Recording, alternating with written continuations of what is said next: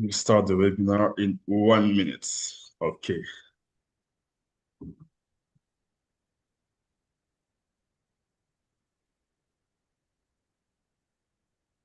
All right. Good morning, everybody. Good morning, good afternoon, good evening, everybody, depending on the location you are joining us. Before starting this webinar, I will give 2 more minutes so that everybody can join us, and then we will start.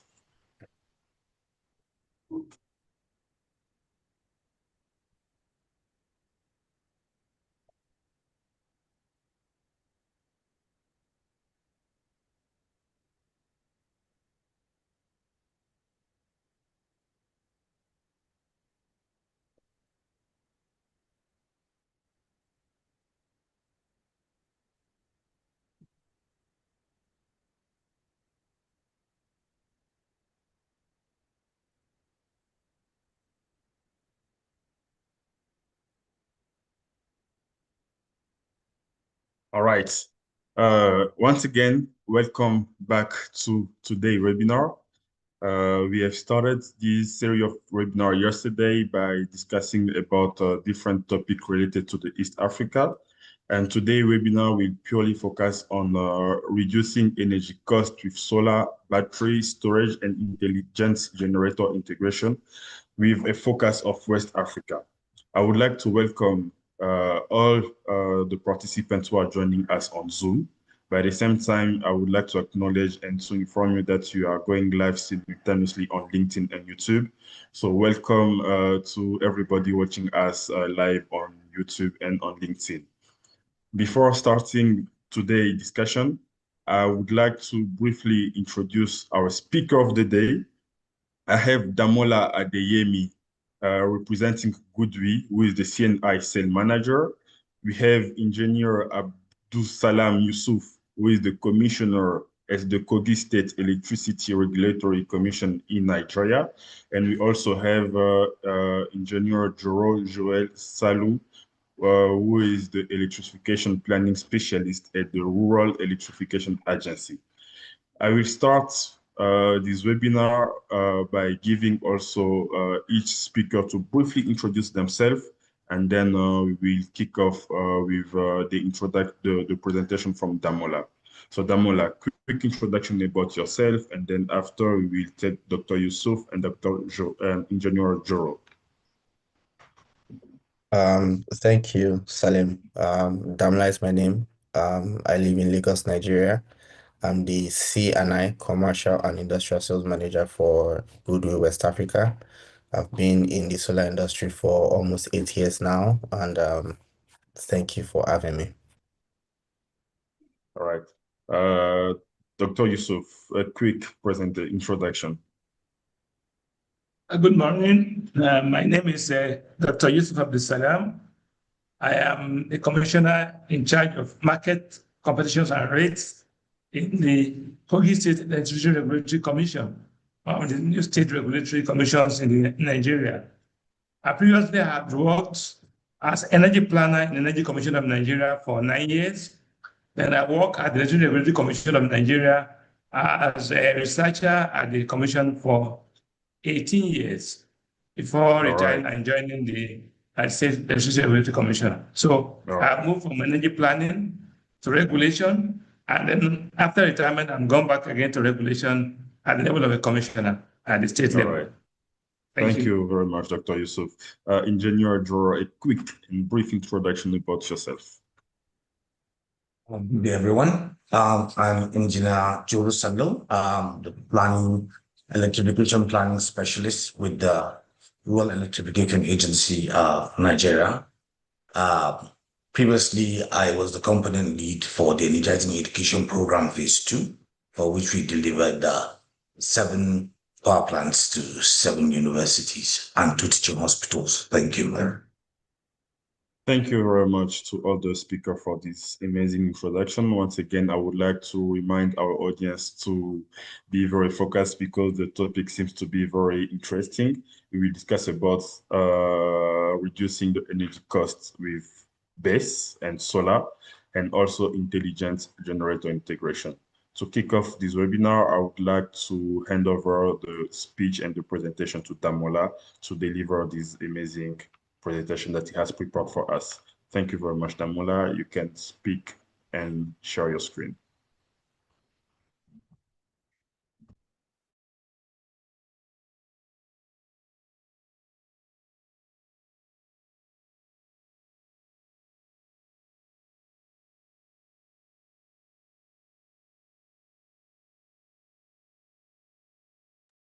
Thank you, Salim. I'm going to present now. Right. Good morning, good afternoon, good evening once again. I'm going to be starting with a company introduction for GoodWe very quick, then talk about our strategic planning for Africa and C&I products and solutions. So GoodWe is committed, or our vision and mission basically for GoodWe is that we are committed to advancing the global energy transition and helping shape a more sustainable energy future. We are a company of 6,000 employees, 400 of which are overseas outside of China. Last year, 2025, we did about almost 1.5 billion USD in revenue, and 8% of this revenue is actually put back into research and development. We have 25% of our workforce in research and development, which clearly gives you the impression that we take quality of our product optimization very, very important. And we do have 5 research and development centers in China. We have a lot of awards. We've won a lot of awards over the years, but the one I will spotlight more is the Tier 1 Bloomberg NEF rating, which basically separates us from other OEMs and puts us amongst the best OEM manufacturers in China and in the world globally. This third-party rating basically means that our products have been used in projects and they have been reliable, they have been working fine, no safety issues, and also basically tells you that GoodWe is a reliable and bankable organization. We have 4 manufacturing sites, 3 in China, 1 in our headquarters, and 1 in Vietnam. And this manufacturing site outputs 35 gigawatts yearly of solar inverter production, 30 gigawatt hour of battery production, and we've done a cumulative of 135 gigawatts of installations as of Q1 2026. Regarding our Sub-Saharan Africa strategy plan, we have 3 regional offices, 1 in Nigeria, Kenya, South Africa, to cater for the West African region, East African and South African region. And these regional offices will have 20 to 30 staffs. Currently in Nigeria, we already have 15 staffs, which includes sales, pre-sales, after sales, and marketing, and the marketing department. And these regional offices will now cater to key markets. So, for example, in West Africa, our key markets are Ghana, Mali, Cote d'Ivoire, and Senegal. It will grow, and these key markets are going to also have sales, pre-sales, after-sales support, and marketing team in each country, but not an office just yet. Then I'm going to be talking about the C&I, the commercial and industrial products and solutions for your project. We have on-grid inverters, hybrid inverters, and high voltage batteries for the hybrid inverters. For the on-grid inverters, we have products spanning from 30 kilowatts to 150 kilowatts. The key features are 150 PV input oversizing from 150 to 200% depending on the category of inverters, high MPPT rating, and it can do 60 units in parallel with just 1 controller, and and it is also IP66 rated for the on-grid inverters. Then moving to the hybrid inverters, which I'll spend more time on. We have our flagship ET250 50K, which is the 25 rather, not 250. The highest for this ET is a 50 kilowatts hybrid inverter, has 150% PV input utilization. Sorry, I might be sharing. Just give me 1 minute, please. Let me share. Yes. Apologies for that. I just want to share the data.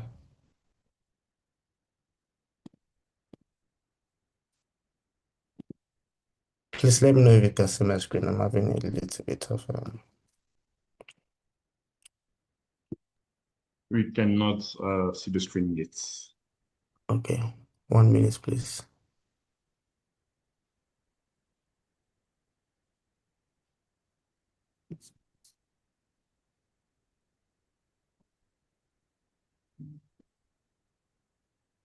And please let me know if you need my assistance. Yes, definitely. Just give me 1 minute. Okay, I think I see webinar. Okay, yes. I think you might need to help me share the screen because I've lost. Do you want me to share your presentation? Yes, please. Okay.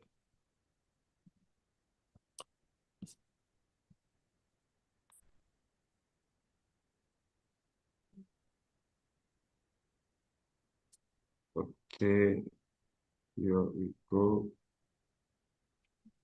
And let me know if you can see. Okay. If you can see it.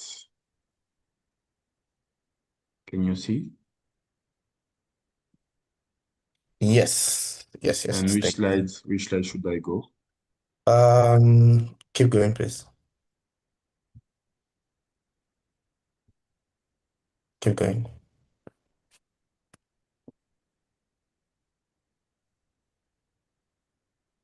Keep going. Yes, this is fine. Okay. Yes, so I'm so sorry for that interruption. So it has 150, the 50 kilowatt has 150% PV utilization. This is different from oversizing. The difference is for utilization, for example, the 50 kilowatts, you can have a 75 kilowatts peak solar generation added to this inverter, and 75 kilowatts peak can actually be utilized for battery charging or directly to the load. And for the next inverter, we have the ETG3, which is generation 3, GoodWe 50 kilowatt, 25 to 50 kilowatt inverter. The difference is it is now 200% PV utilization, as two battery ports, and the static transfer switch is inbuilt. For the first generation, the static transfer switch, the STS, is outside of the inverter, which sometimes is good for some projects. And these products will be kept. These two products will be in production, and depending on what the customer wants, would give to them. And it has a maximum parallel from you can parallel 10 units maximum. Then we have the ET75 to 100 kilowatts, which is a bigger capacity. It has 200 PV input utilization as well, two battery ports, and you can parallel a maximum of 6 units. And we have the ETR coming soon, which is a battery-ready inverter that it helps you to save some capex in the beginning. If a customer doesn't want a battery at first, you can have this product installed, and when the customer is ready to add batteries, they can install batteries later on using our DC to DC model. Next, please. Then we have a good range of batteries as well. For high voltage batteries for the hybrid inverters, we have batteries ranging from 56.3 kilowatts single rack to 208, 261 kilowatt hour cabinets, outdoor IP52 rated batteries, and we have another BAT S, which is an improvement to the first BAT S coming soon as well. Then we have our AC couple system, our flagship product. Very, very excited about this product. It's doing very good in other regions, and we want to bring it into the African market. It is 125 kilowatts, 261 kilowatt hour AC coupled system, as fire suppression system, 5-level fire suppression system. You can parallel 5 units of this in five units of this using our controller sec 3000C, and has a 0.6 charge and discharge rating. Next. The next couple of slides are going to be about the configuration of these inverters, how you can use them for different projects. So for example, the 50 kilowatts, you can do a maximum of 50 kilowatts, 448 kilowatt hour. And then the UPS level switching is 10 milliseconds, which is seamless. We are very particular about the seamless nature of our products, because we know it's very important in projects in the African market. It is IP66. So for example, the inverter and batteries are IP66, so you can install them outdoors. Next, please. And this is just the parallel function. You can do 10 units maximum to give you 500 kilowatts, 4.48 megawatt hour. And installing 10 units, you still get 20 milliseconds seamless switching. So which is good enough as well. And you have off-grid performance of 150% for 10 seconds. Next, please. Next. Then you have the ETG3, which is the second generation of the 50 kilowatts STS inbuilt. You can now, because it has 2 battery ports, you can have double of the battery capacity. So for this ET50, you can have 500 kilowatts, 10 units of the 50 kilowatts and 8.96 megawatt hour instead of the 4.48 megawatt hour, and you are still achieving 20 milliseconds seamless switching. Next. Going to the 100 kilowatts, the bigger capacity of this of our hybrid inverter. You can do 100 kilowatts, 1.6 megawatt hour using the battery capacity. You have 2 battery ports. So if you have the 208 kilowatts hour installed, 4 in parallel to one battery port, another 4 to one battery port. So you have a very extensive battery capacity for all of your projects. One thing I also like to spotlight about the 100 kilowatts, which is also in the 125 ETR, the battery ready inverter, is auto fan reversal for dust removal. So every night, the polarity of the fan in the inverter changes and blows out dust from the inverter. So you will not have a situation where dust is, or accumulated dust is damaging some components in the inverter. Next, please. Then we created different STS, the static transfer switch, for different configuration of the inverter. So for example, the first, if you're using just one inverter, you have an STS, a different STS.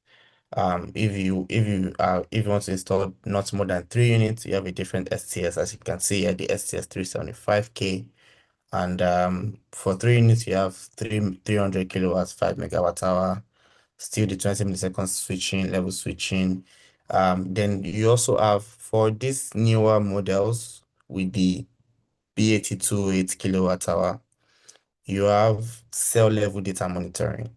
So the controller is also connected to the battery, right? So we call it an hand-in-hand configuration, where you can monitor the cells from your phone, from your laptop, and this is next level monitoring and making sure that your cells in each batteries are working fine, and you can detect if there's anything wrong with any of the battery cells or the pack as a whole.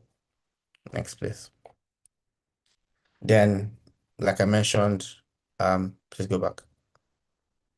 Like I mentioned, for the maximum 6 units in parallel, you can have 600 kilowatts, 10 megawatt hour of battery capacity, and the STS is different. We made it so that the project cost would also reduce. We don't want to have a big STS for just each configuration and increase the project cost. So we have different STS for different configuration. Next, please.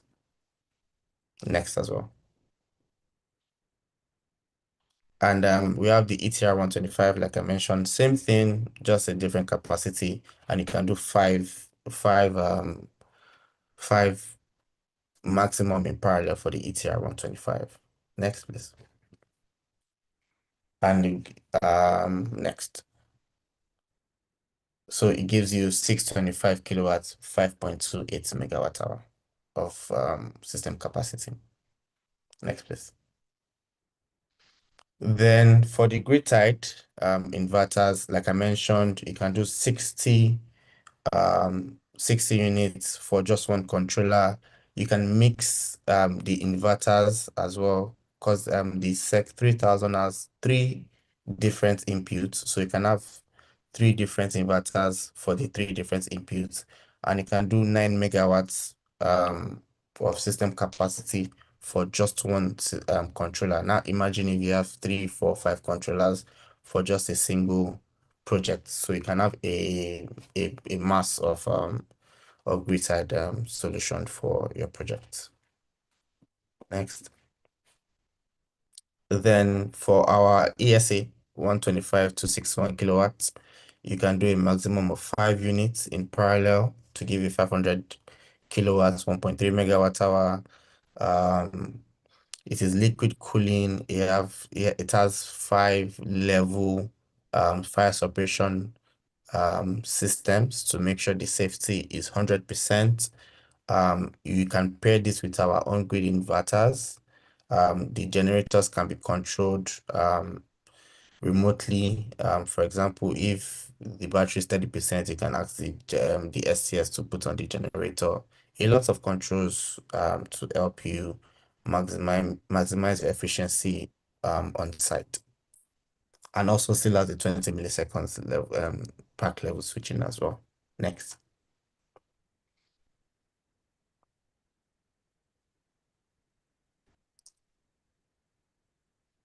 Yes. Lastly, I believe we can also achieve 1 megawatt project capacity if there's no grid or there's no plan for grid to be on site in the future. Because we can do 8 units in parallel for the ESA 125 to 61 kilowatt hour as long as there's no grid, and we just use a third-party combiner cabinet to configure the system using the SEC 3000C and the on-grid inverter, and we're going to have a 1 megawatt, 2.1 megawatt hour system for your project. All this is just basically to let you know that our systems are very flexible, they are very extensive, and you can have our products installed for your projects in different ways, basically. Next. Yeah. So we have a very comprehensive energy solution system for different categories: generation, grid load, storage, and intelligence. And CNI is just one of them. We have different products. And thank you. GoodWe is a tier 1 manufacturer of PV inverter and battery storage system, and hope to see you soon. Thank you. Thank you very much, Damola. It was very amazing. And moving to the next speaker of the day, I will welcome Dr. Joro to share his presentation. Thank you.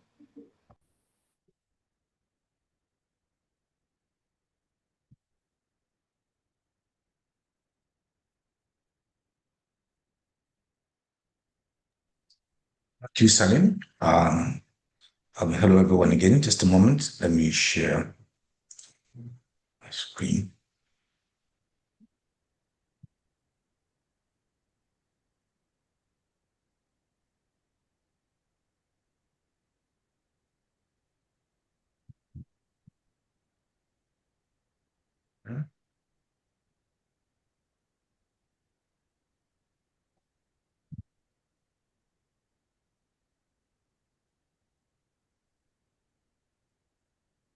Can everybody see my screen now? Yes, we can see your screen. Perfect. All right. So there is always a trigger for a solution, and we looked at the challenges across Africa that triggered the energizing education program. I'm sorry, um, Salim, do I have to take the title again for the presentation? No need. You can proceed. Okay, thank you very much. Um, First of all, there's the unreliable grid supply, the rising diesel costs, a high carbon footprint, limited budgets for education and healthcare, and the poor energy security now triggered a solution for the um, public institutions and teaching hospitals or the healthcare. And the opportunity here is that public institutions represent ideal anchor loads for the renewable energy deployment because they are predictable, they are constant, and they are high impact energy usage points. And so we come to Nigeria's institutional solarization journey so far. It started with the EEP phase one, and we delivered 12.5 megawatts hybrid solar energy. There were two other sites which were actually gas fired, if you do not count for in the green estimates. And so we have the energizing education program phase two, for which we deployed 32 megawatts. 36.5 on phase three. We have the EEP phase four, still on the procurement, and we have BIDE's public institution solar solutions now in the baseline study stage. And by this progression here, we see that Nigeria is building one of Africa's largest public institution solar programs.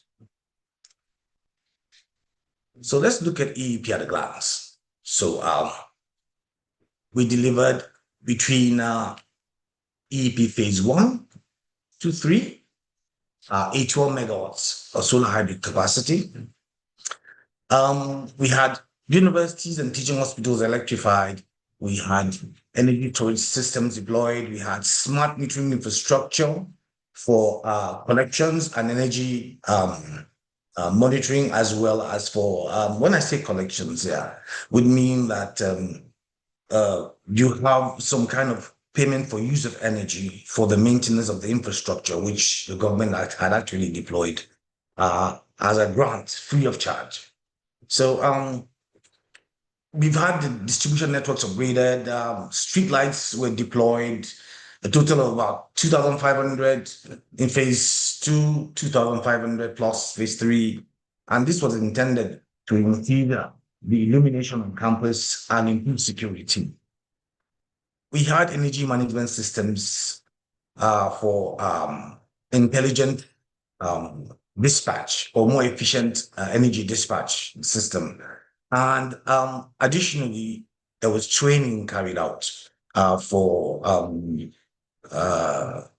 20 female STEM intern students who participated from the start of the program to the construction. And during the O&M, we had the 100 students trained per university.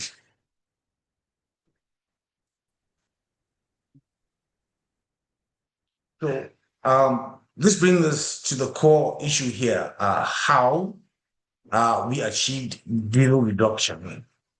So as you can see on the left-hand side here, we have a hybrid system with DG. diesel generators. However, the operational philosophy here is such that the DG is used minimally. Typically, the first source will be the solar system, the PV system, and secondary would be the batteries coming in. And then, of course, from phase one, lessons learned, where we had very huge battery energy storage system deployed, and therefore it wasn't sustainable because the cost of replacement of those batteries was humongous. Now you can imagine for 4 megawatt system, we deployed 24 megawatt hour battery system. Now at the end of service life, the cost of overhaul and replacement was considered immense. And also, that is not sustainable, in fact. And therefore, so we had this rethink and rejigging, where in the first instance, where we had captive power plants and took away these institutions from the distribution companies, we now had a collaboration where by bringing in the grid, the utility companies, we now could cut down on our batteries and we could now collaborate more like have a collaborative engagement with the discos. And so the system is such that we categorize the loads to critical and non-critical loads. So the critical loads at each institution would be the academic area, student hospitals, and the non-critical loads will be the on-campus residences, on-campus businesses, and all the ancillary activities on the campus. In which case now the battery deployed here only serves the critical load past the solar hours. And past solar hours, we had the upstream distribution networks upgraded, and we had SLAs with the VISCOs, distribution companies, where we have a set time of delivery from about 5 p.m., 8:30 a.m., in which case all the non-critical loads or feeders will now, through this double bus bar switchgear, be cut over to the grid, whilst the critical load remains on the battery, thereby causing a reduction in the size of battery. Now, for the daytime, we have the PV system, and we have the battery supporting for extended overcast and such occurrences.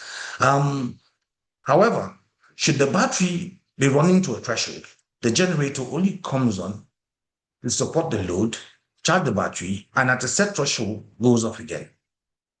During the nighttime, should we experience excessive loads on the critical feeders, then the generator only comes on to charge the battery whilst serving the load and then goes off. And typically, we have recorded very little generator runtime. There are instances where we have as slow as only 1 hour runtime, and typically, over the analysis carried out, there's been a lot of savings running into millions of naira from the institutions which they have reported to us. So this is how we achieve diesel reduction, by staying, first of all, with the PV system, the battery as the first source of backup, and the DG as a last resort, and only for a temporal backup for charging the batteries and going off once again. So we'll look at the results and impacts of the EEP. By the way, this plant here that you see on the right-hand side of the screen, that's the 3 megawatt hybrid solar power plant at the University of Abuja, Federal Capital Territory. So we've had operational benefits, improved reliability of power, a great reduction in diesel consumption, lower operating costs for the institutions, and improved research and learning environments. We can only say so much about the consistency of energy as related to learning and research, especially in the STEM areas. And for the environmental benefits, we have highly reduced emissions, increased renewable energy penetration within the sector, or within the Nigerian space, so to speak. So beyond the infrastructure that we've built, we have the human capital as well.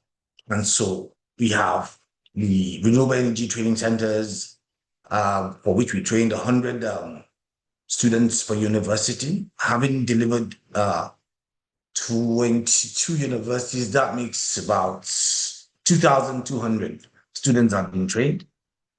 We've the Female STEM Initiative, for which we have female STEM students being part of the construction all through to the O&M period. So even the renewable energy training centers themselves are intended for continuous training after the deployment, where renewable energy and research can be conducted. And therefore, the key outcome would be combined infrastructure delivery with workforce, helping to build the next generation of renewable energy professionals in Nigeria, in the West African region, so to speak. And the key lessons from the EEP would be, first of all, technical. And on the technical, we have accurate energy audits, which we realize is very critical.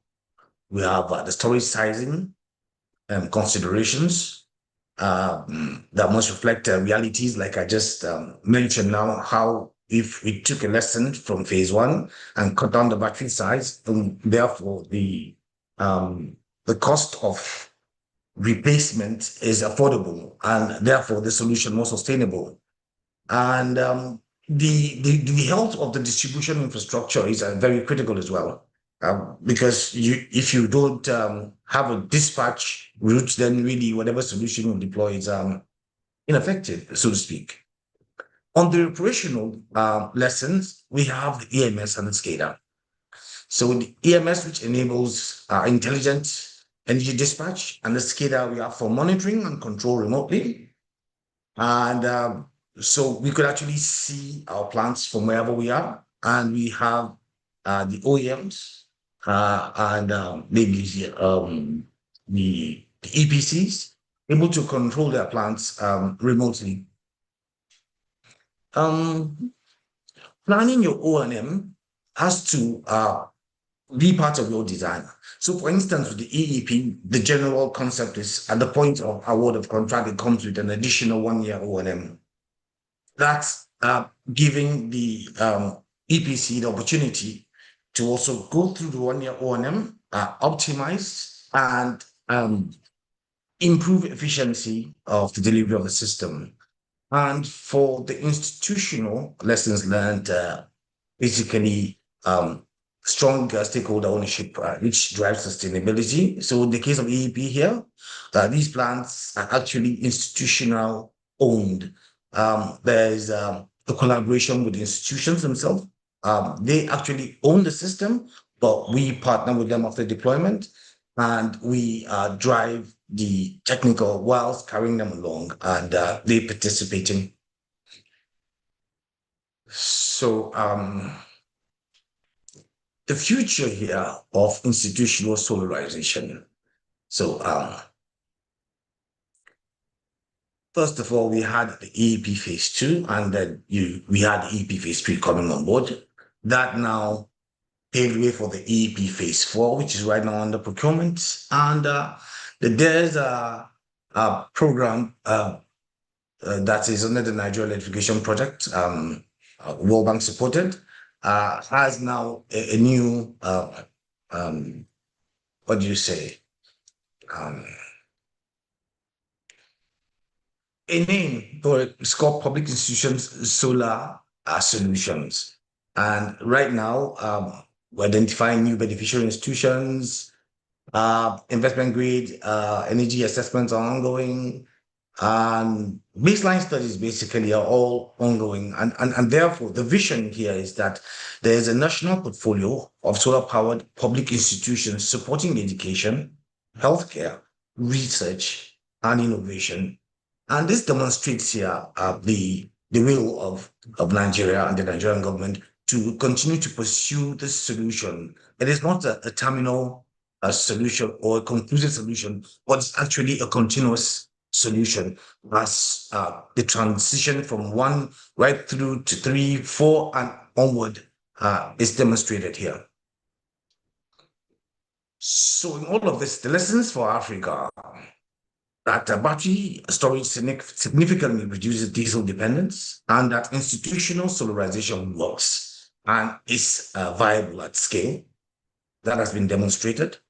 And that reliable power greatly improves education and healthy outcomes, and that human capital development is essential for long-term sustainability. And lastly, that the AEP model is scalable across Africa's public sector.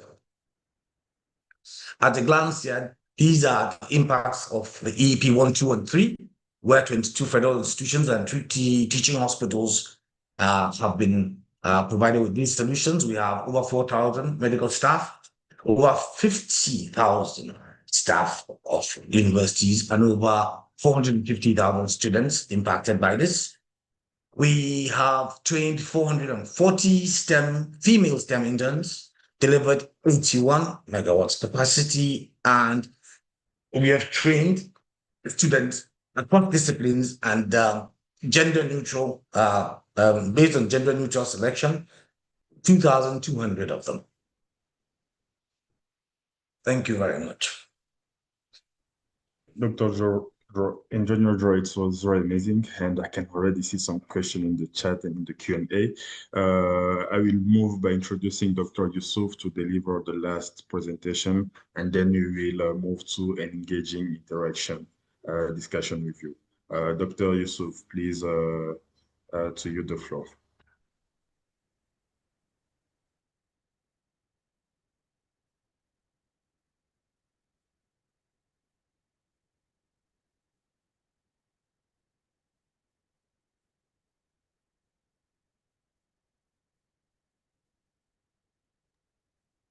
Dr. Yusuf. Thank you. Okay. Thank perfect. you. Good morning. I hope you can see my screen. Yes, we can see your screen. Yes, we can see your screen. And just to keep the time in consideration, we have 15 minutes more. Okay. Yeah, my purpose is to explain what are the policy and regulatory framework that have been put in place in Nigeria to support hybrid solar battery storage and integration. This is the support we have given in Nigeria to hybrid renewable energy systems. First, I will why do we need hybrid in Nigeria system? Because in Nigeria, the challenges are grid reliability issues. There is not much of supply. We have about less than 5 gigawatts supply to the whole of the country from grid, so it's unreliable. Growing electricity demand because of population and the increasing growth in demand. So there is also reliance on petrol and diesel generators that is increasing the environmental impact. So, and moreover, these alternatives are also going high in price. So the rising cost of fuel, all this means that we must decrease the use of those fossil fuel and increase how we can combine them together to get a lower cost. So hybrid solution means you have solar PV or plus battery storage or generator or with grid. Optional with grid. So, and the benefit that you have improved reliability, you can control your availability, and you can lower also operating costs and reduce emission and also enhance your energy security. Now, I think there are a number of policies in place to support this. There is national energy transition agenda of the government, which aims at universal electricity supply access, and also want to increase renewable energy penetration in the country and reduce carbon emission while improving energy security and attract private sector investment. And these are the focal policy direction of government. The key targets to increase renewable energy mix by expansion of distributed energy resources, both in rural and urban area, through renewable energy integration. Then promote battery storage technologies that will allow that to happen even in remote areas, and reduce dependence on fossil fuel generation, such as diesel or petrol, given their environmental impact and the cost that is always going up. So, what policies have been put in place? The national energy policy, we support renewable energy improvement. There is the national renewable energy policy, and also the energy transition plan. Then there is also the renewable master plan developed by the Energy Commission of Nigeria. And we have recently the Electrification Act of 2023, which kind of give states the opportunity to have their own market, electricity market, and promote renewable energy in their own way. As part of that, the states have now formed their own laws. We now have state regulatory commissions like ours in Kogi State. Many other states, about 20 states, already have their own markets set up through their laws and their similar infrastructure like commissions in their states. Now, these policies collectively, when put together, encourage solar deployment, mini grid development, and embedded generation in the country. Energy storage solution has also been encouraged, and private sector participation. These are what the policies, both the laws and the reform that has led to state market has engendered in the country.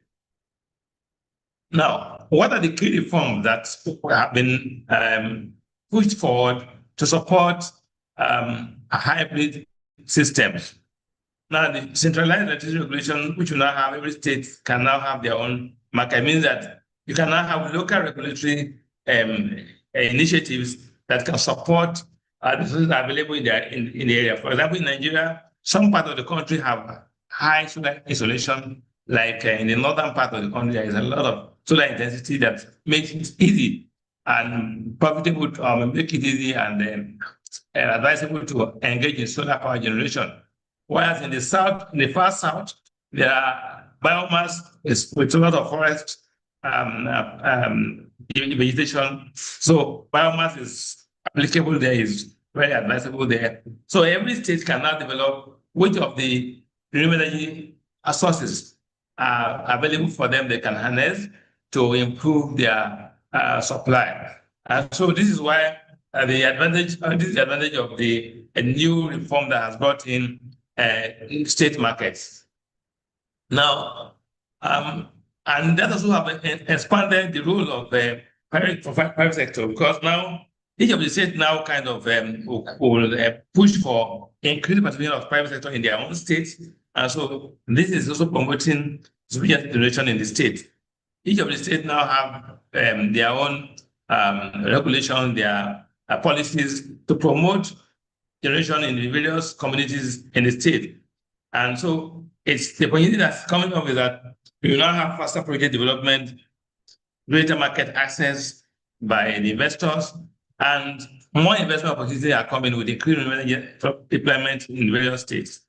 As if you see here, many of the combinations we have either solar PV plus battery and diesel generator, or you have PV plus battery and grid connection without diesel.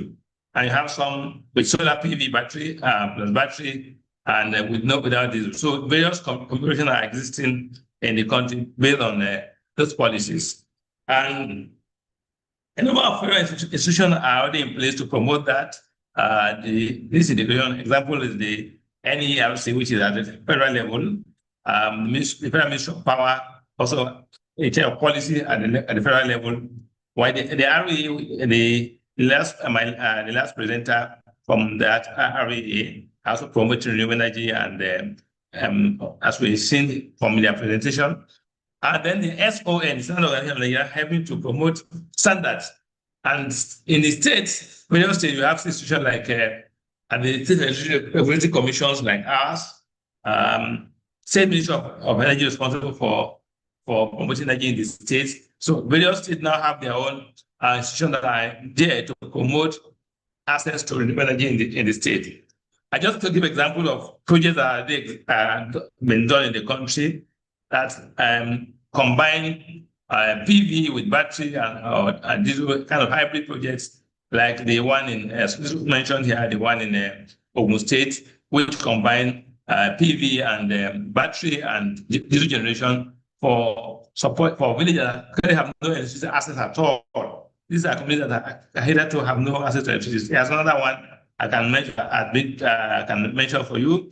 In far areas in Sokoto, close in the Niger Republic, there are projects that have been done there that has to do with combining solar and diesel only. So there are a lot of combined, what we call hybrid projects that are already going on in the country.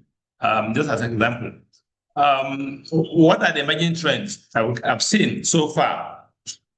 There is growing deployment of mini grids connected to disco networks. That is the interconnected mini grids, which has enhanced reliability and scalability and grid integration. Even in Abuja, the Federal Capital Territory, a central market in Abuja, a project going on as running there now, where you have the mini grid developer has put in place solar PV system connected to this network, so that the PV supplies the market during the day, and the night those loads, critical loads that requires night supply, such as the cold room, the various stores that requires night supply, gets from the grid, and in the daytime the solar PV supplies, and they have a kind of tariff that is a basket of these two. So they have a tariff that's combining the cost of the solar generation and the grid integration that happens. So in terms of regulation of tariff, it also happened to be cheaper for them than going fully with diesel battery, diesel or battery alone. So combining both grid and battery supply and solar PV have kind of reduced the cost of energy to the market while increasing the reliability of the project to the users. So in a way, we are killing two birds with one stone. You are improving reliability. You are also reducing cost, overall cost. There are also in the village what we call the productive use of energy in many various projects. Most of the projects now in the villages are anchored on one industry or the other. Maybe some welding systems in the village, or some agricultural processing units in the state, in the village, will be the anchor load on which the project is supplied. So it's actually encouraging industry in the rural area, encouraging productive use. And so these are also the gains that come with supporting grid supply with hybrid projects. There's also increasing use of batteries for peak shaving.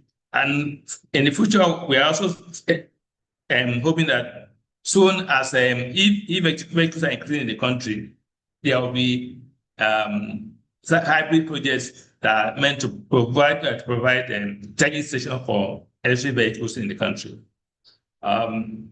With this, there are standards required to ensure that these systems are safe and supply what's required.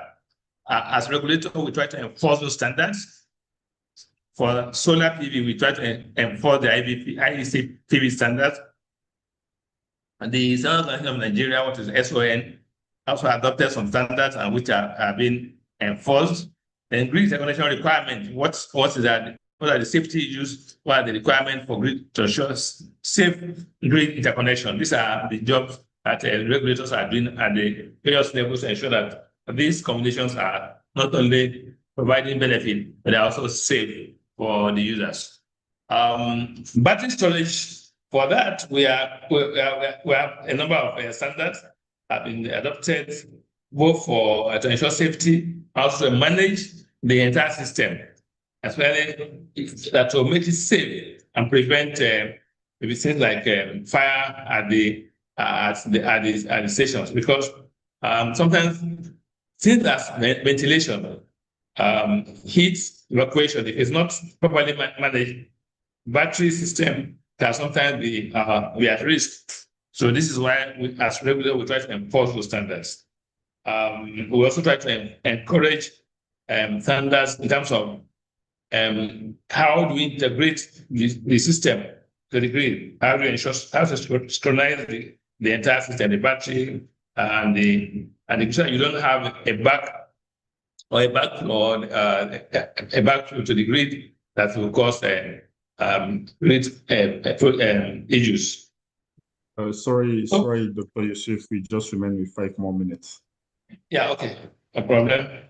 So in terms of safety, we are also ensuring that we ensure safety from fire, in terms of having emergency fire solution for projects. These are things that we are promoting as a regulator. We are enforcing them at the various levels, as well as at the state, where we can now visit various projects, close and monitor close the more than what can be monitored at the federal level. So we are doing that at state level, visiting sites and ensuring that projects are made to standards. And we also ensure that those who have the ability to install them comply with these standards. The key message we have is that there is the policy direction of the country strongly support renewable energy and energy battery storage. And we also ensure that a hybrid system are becoming central to electricity solution in the country. As regulator, we are promoting compliance with regulations and standards, which is very essential for safe harness of these opportunities. Battery storage requires additional safety and environmental consideration. So we must ensure quality design, installation, and maintenance which will determine the project success. As regulator, we also try to promote investment by giving the investors the kind of enabling environment that ensure give them confidence, transparent regulations, and assure them of a return on their investment. Thank you very much. Thank you very much, Dr. Yusuf, for concluding with this amazing presentation. I will call all the speakers to turn on their microphone and their video so that we can engage in this discussion. Sorry, Damola and engineer Joro. All right, and I'm seeing some questions in the chat. I want to remind you to address them in the Q&A because we will also take some questions. So to state the tone of this interaction, because the topic that each of you just deliver are somehow connected.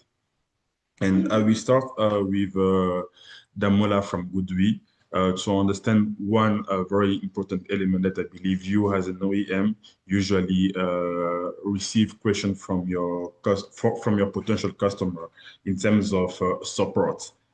Throughout your presentation, I just realized that GoodWe is establishing regional offices in East, Southern, and West Africa. So Damola, can you please explain us what motivated this localization strategy and how will it benefit to customer on the ground? That's a good question. Thank you, Salim. Africa is not a single market, so we need to, make sure that that is known to our customers. Each region has its own regulatory environment, great challenges, customer expectations, and business culture. So what's work in South Africa might not work in Nigeria. So GoodWe's presence is basically supporting customers effectively, they require us to be closer to them, right? So establishing these regional offices allows us to provide faster technical support, stronger commercial engagement, and better after-sale service, because that is very important to customers. After-sale service is very important. And it also means shorter response time, right? If a customer is sitting in Ghana, for example, and they need something is wrong, they will need to contact China, which is 7 hours ahead of them. So response time is also very important for faster troubleshooting of projects project sites, local technical expertise, because of communication barriers as well, easier access to trainings. So our partners understand the realities of the market. So it allows us to just be closer to the EPCs basically. So ultimately, localization is about being more accessible, more responsive, creating a long-term partnership rather than just simply just us supplying them equipment. All right, this is very important because I know most of OEM they usually deal with supplier who will distribute our equipment, and you provide training to your supplier so that they know how to deliver it. But it's very important, as you say, to get closer to the customer, and I totally understand this strategy. And coming back and staying to our main focus of this discussion that is around cost optimization, I'm going to address this question to Engineer Joro. Engineer Joro, a key feature of the EEP program is the integration of solar PV, battery storage, the grid, and backup generator. How does this hybrid architecture optimize energy costs while maintaining the reliability? And this is one question, and to conclude on this question, and why didn't you go fully solar plus base? So if you can. Okay. Thank you, Salim. So, uh, could you come again, please? I don't understand Yeah. the two parts. It So says, why didn't we go no, entirely? the initial question was the program. One of the key feature is the integration. It's a hybrid system that integrates solar PV, battery, grid plus backup generator. So I wanted to understand and the audience, how does hybrid architecture optimize the energy costs while maintaining reliability? This is the first initial question. We want to understand how does this hybrid architecture optimize the energy costs. So, first of all, the first source of delivery is a solar, and that is at no recurrent costs. During the day, we have a solar plant supplying all of the loads, the critical, non-critical, and to some extent, we have to engage in uh, uh, what do you say when you limit the production. Uh, so we have to limit production from the PV basically, and therefore now there is no cost at all during the day. The only cost that comes in here is the DG cost of diesel, and only comes in briefly. So the operational philosophy, first of all, is very clear. And this, we have um, daytime loads addressed by that. Um, uh, the battery catered to any additional issues, peak shaving, PV smoothing, and then at night we have the grid supplying to the non-critical load and the battery supplies to the critical load. And therefore, the cost is just what the grid supplies to the on-campus residents, but non-critical load. And then the minimal use of DG, which only serves to charge the batteries, supply the load at that point in time, and then go back off. Thank you. All I right. hope that But answers your question. Okay, it there's is one also more. it's also the question, Okay. but the thing is, because you also integrate generator and you just say the generator just it's the main component that's take a little bit of cost. That's why we wanted to understand why didn't you go fully solar plus storage? Because we've seen many other case study with a big generation capacity that could very fit with solar plus battery. So why here in this specific program did you consider including generator? Since we have seen in many different case studies where solar plus PV could be a very good cost optimization and effective for a project. I don't see PV and energy storage as being cost optimal. You do realize that the cost of battery is the single greatest cost in hybrid system. And like I said before, it was a lesson learned from phase one, where we had such huge bloated out batteries. Now, if you look at the cost of battery per watt hour, kilowatt hour, and for the amount of battery you need to sustain all of these loads, it's not sustainable at all. And therefore, we're bringing in the generators there so that we can optimize the size of batteries for delivery, whilst also looking at the sustainability of this plan, because at the end of service life, we have to change these batteries as well. Having only battery and PV is going to be a very huge amount of batteries, and you know that. So it's unrealistic, actually. Thank you. All right. So coming back to what Damola was presenting, the first question that Damola just responded about the market strategy positioning. I will go to Dr. Yusuf. It's very important to address this question to you as a regulatory institution because you're the one who sets the rule, and we are just coming to play with the rules. Damola just said it was very important for them to be present and closer to the customer because different region has different regulation. So Dr. Yusuf, coming back to you, what role does the Kogi State Electricity Regulatory Commission plays in facilitating solar plus storage and hybrid energy projects? Thank you very much. As a regulator, our job is to create an enabling environment for investment to flow into energy supply in the state. Now, how do we do that? Of course, there is the National Energy Commission, which is at the national level. But, at the various states, it requires that closer look and to fashion solutions that are specifically suitable for those states. Nigeria is a very large country.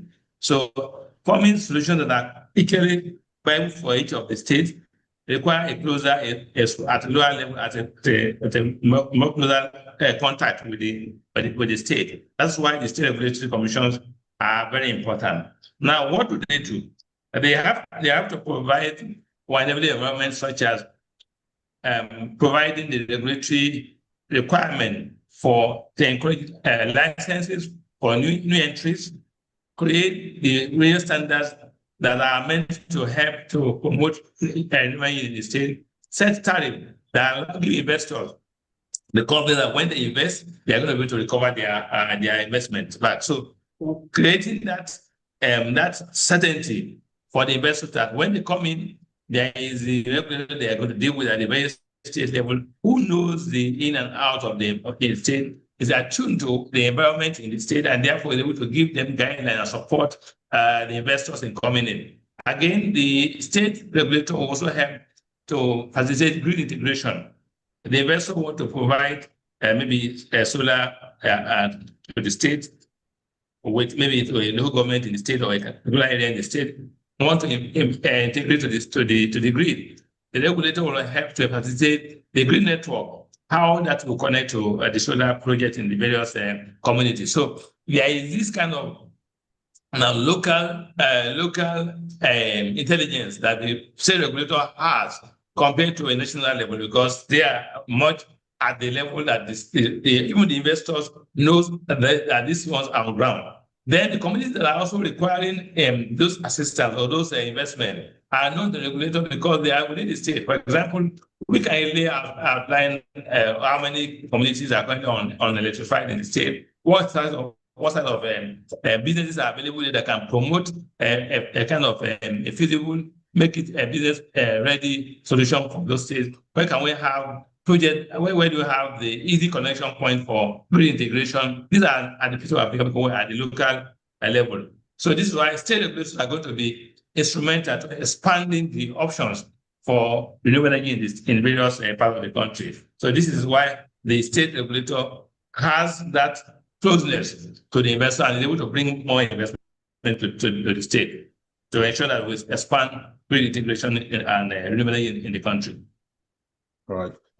Briefly coming back again to Dr. Joro, because your presentation just concluded with a lesson. And I think, and I believe also that we have a different governmental institution and agency watching us across the world. Engineer Joro, as I was saying, your presentation just concluded that institutional solarization is viable at scale across Africa. And I guess you believe this is doable. So what policy conditions are necessary for other African countries to replicate or maybe to do better than what Nigeria did? Because from your presentation, it was very amazing and it is a success. And I believe this is a lesson or this is a practice that other countries in Africa should also think of implementing.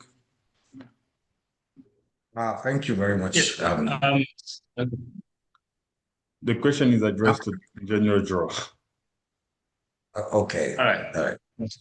So thank you very much, Salim. So Nigeria's experience demonstrates that institutional solarization is technically and economically viable at scale.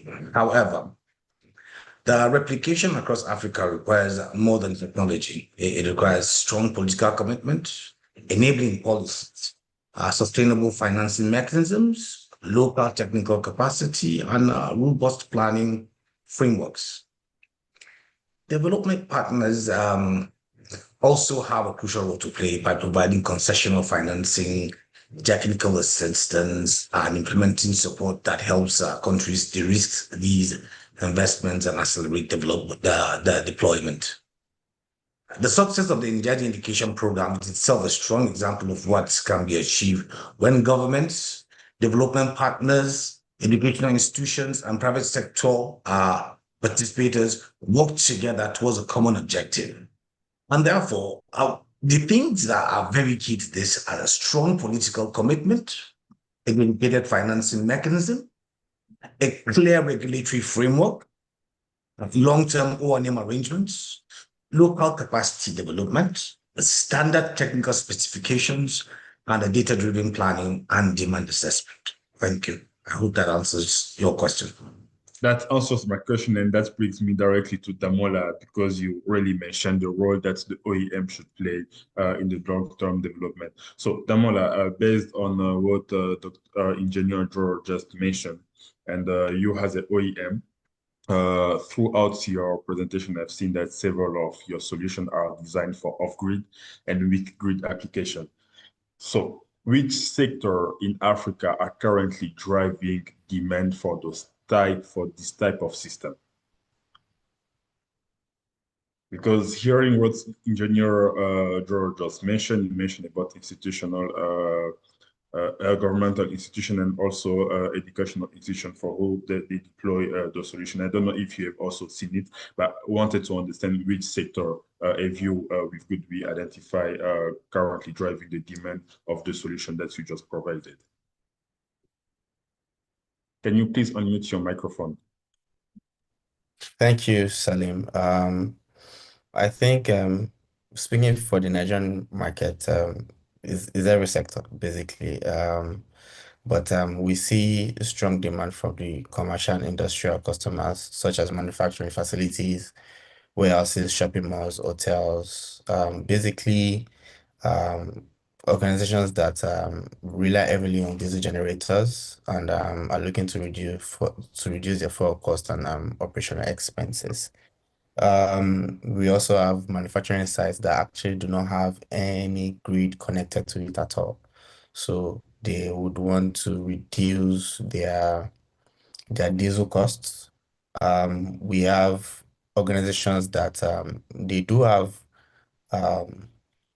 they have access to the grid, they have stable grid, but they are paying heavily because they have a lot of a lot of heavy equipment, so they pay a lot of the grid costs. So they would rather, put in solar to reduce or to help them offset some of their operational costs. All right, and thank you very much for this.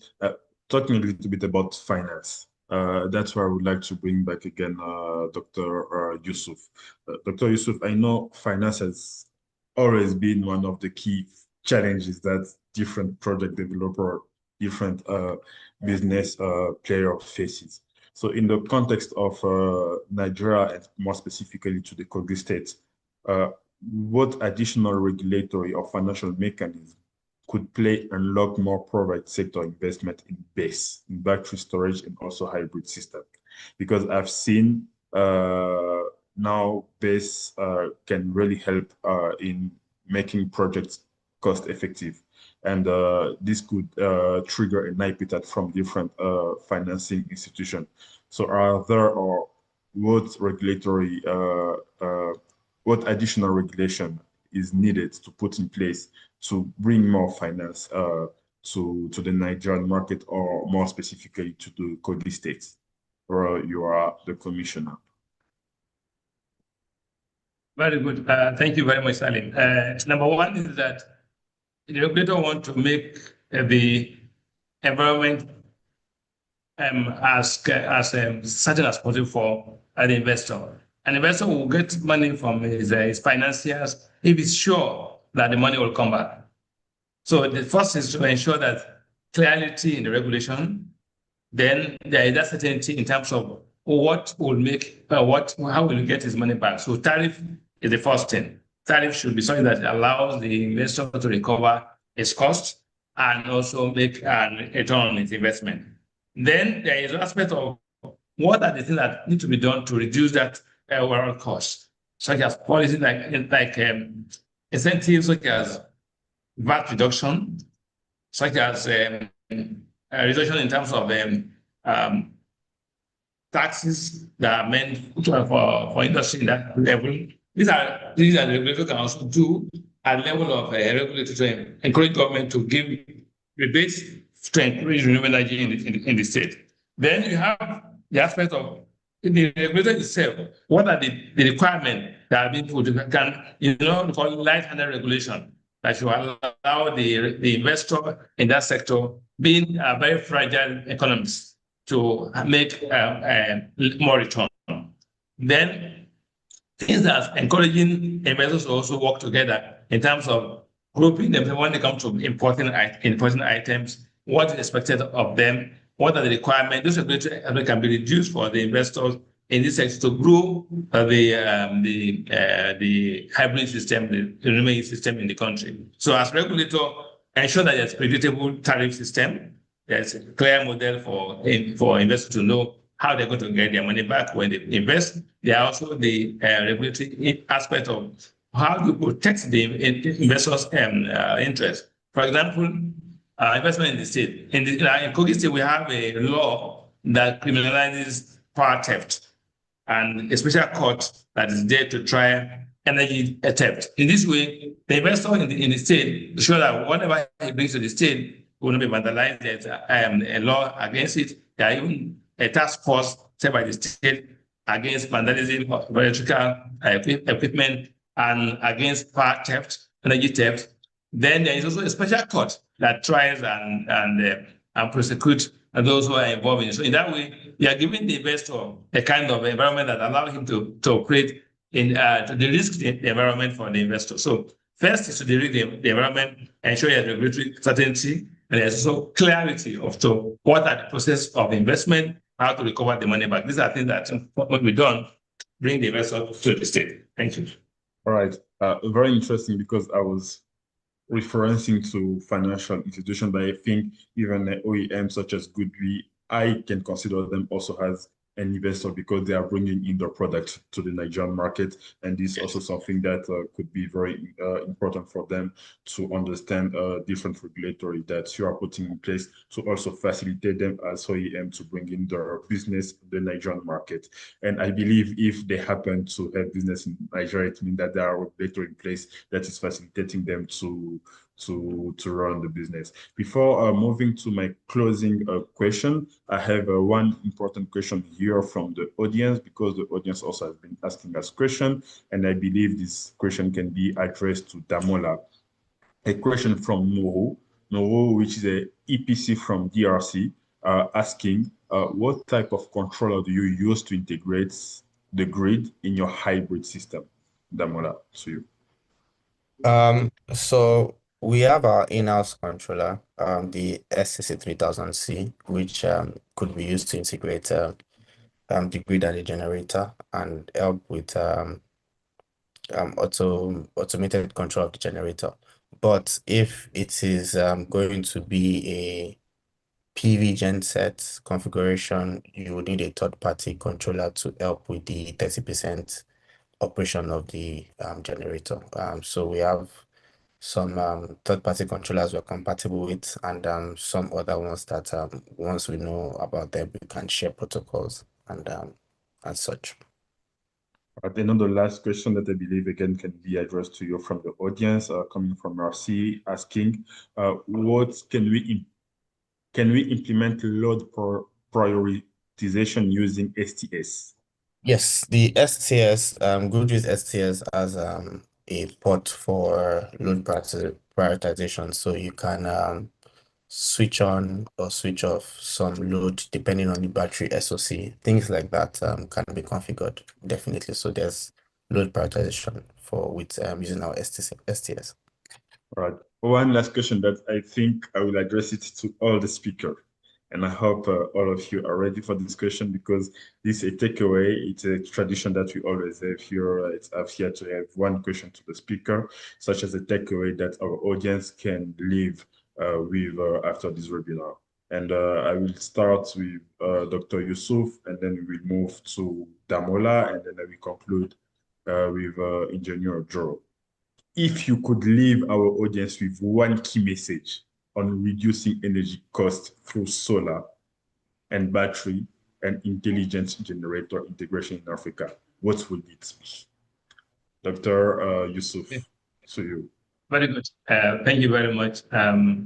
I think we should note that the future of energy supply in Africa does not lie only in either grid or diesel or solar alone or battery alone. It has to be intelligently integrated in a way that delivers the most benefit. First, we want to reduce the cost of a fossil fuel, both the environmental and the financial costs, by making sure that it is used only when necessary to support load that cannot be supported by solar. Solar is free from the sun. So once you are invested in the initial base infrastructure, then you are harnessing almost free energy from the sun. So, but cannot be available in the night, so you need to use battery to support that. But that also has a cost. So you have to integrate these two, so that you bring together the optimum value for this. So what will be the next gold mine for energy in Africa? So neither only one of them alone, but all of them put together in the most intelligent way that delivers the best benefit and optimal use for the benefit for the country. So I think every one of us will go home with the idea that what we need is integration, intelligence integration that allows the best of all the worlds. Thank you. All right.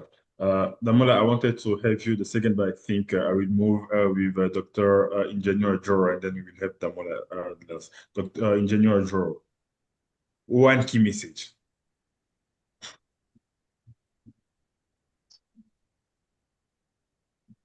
Well, thank you. The key message would be this, that we have such a huge energy deficit in Africa, and we can't work with the grid alone. And so the distributed solutions occurring, disaggregated, would you say, the approach would be our best way. And I'd like to say this, after the initial capital outlay for engaging in a hybrid system, basically you're getting free energy. Thank you. Damola, one key message. Yes, it's close to what my other presenters just mentioned. You're getting free energy at some point, right? It's capital intensive, but it is in the long run, it is beneficial.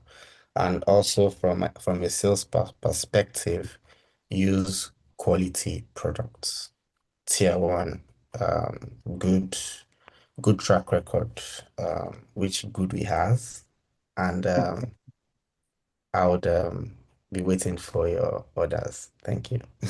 All right. So thank you very much, Damola. Thank you very much, Dr. Yusuf. Thank you very much, Engineer Joro, for today's discussion.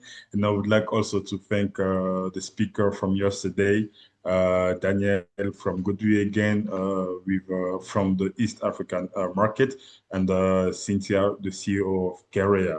I would like to close this webinar by also extending a very big gratitude to our participants who have stayed with us throughout the webinar from yesterday to today, and to everybody watching us live on LinkedIn and YouTube.